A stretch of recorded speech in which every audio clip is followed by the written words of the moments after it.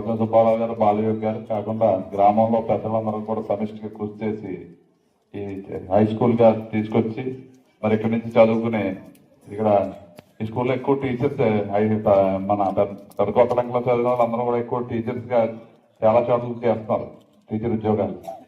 మరి ఇప్పుడు మీరు చదువుకునే వాళ్ళందరూ కూడా టీచర్స్ కాకుండా అందరూ ఐఏఎస్ ఐపీఎస్కి వెళ్ళాలి. మీ అందరూ కూడా అంటే ఎందుకంటే అందరు విద్య గట్టింది.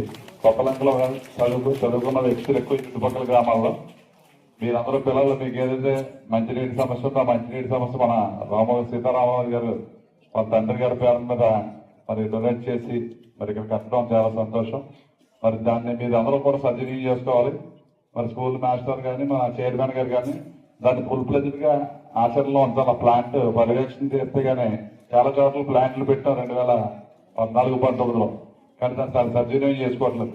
పెట్టిన దాన్ని సద్వినియోగం చేసుకోవడానికి మీకు ప్రత్యేక శ్రద్ధ స్కూల్ చైర్మన్ గారు మాస్టర్తో పెట్టి అది ఉపయోగపడాలి. మరి ప్రధానంగా ఈ స్కూల్కి గతంలో కూడా 2014-19 వరకు కూడా ఆ రోజు మన నాయకులు అందరూ కూడా మరి ఈ స్కూల్ గ్రౌండ్ పెట్టాలని చెప్పి ఆ రోజే ప్రతిపాదన పెట్టారు. అప్పుడు ట్రై చేసాం కానీ చేయలేకపోయాం.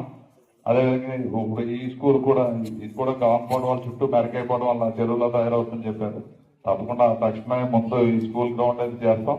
దానికి కూడా ఏదో గ్రాంట్ తప్పకుండా తెచ్చి మీ అందరికీ కూడా మరి విద్యతో పాటు స్పోర్ట్స్ లో కూడా మీరు అందరూ పైకి రావాలనే ఉద్దేశంతో మరి మా గ్రామస్తులు అందరూ కోరిక కాబట్టి తప్పకుండా దాన్ని కూడా ఏ విధంగా చేయాలో మేము ఎంపీ గారు కూడా ప్లాన్ చేసి తప్పకుండా చేస్తాం. అదే కాకుండా స్కూల్స్ కూడా కొంత ఇంకా పెయింటింగ్స్ అవి కూడా రిపేర్లు ఉన్నాయని చెప్పారు. అవన్నీ కూడా హెడ్ మాస్టర్ మీరు ఒక రిప్రజెంటేషన్ ఇచ్చినట్లయితే దానికి కావాల్సిన అన్ని కూడా మరి మన జిల్లా పరిషత్తో మాట్లాడి తప్పకుండా ఇవన్నీ కూడా పూర్తి చేస్తాం.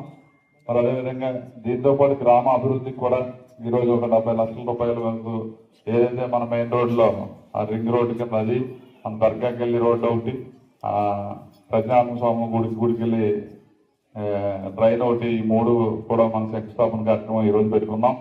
ఎందుకంటే ఇక్కడ దేవాలయాల డెవలప్మెంట్ కానీ గ్రామంలో స్కూల్స్ కానీ అన్ని చేయడానికి మంచి ఒక టీం ఉంది.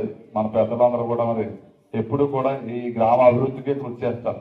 అందరం ఒక పేరు చెప్తే ఒక పేరు చెప్పడానికి బాగుందని అందరం సమిష్టిగా ఎప్పుడు కూడా మన పెద్దలందరూ కూడా కొత్తలంక గ్రామం డెవలప్మెంటే. ఆ గుడి డెవలప్ చేయాలి, ఆ స్కూల్ డెవలప్ చేయాలి, ఆ రోడ్ వేయాలి, డ్రైన్ వేయాలి, మరి పంచాయతీ కట్టాలి, మరి ఆ పశువుల హాస్పిటల్ కట్టాలి. అవన్నీ కట్టాం. చాలా మందికి మనం వాటర్ ప్లాంట్ కూడా కట్టాం అప్పుడు గత 2014-19 వరకు.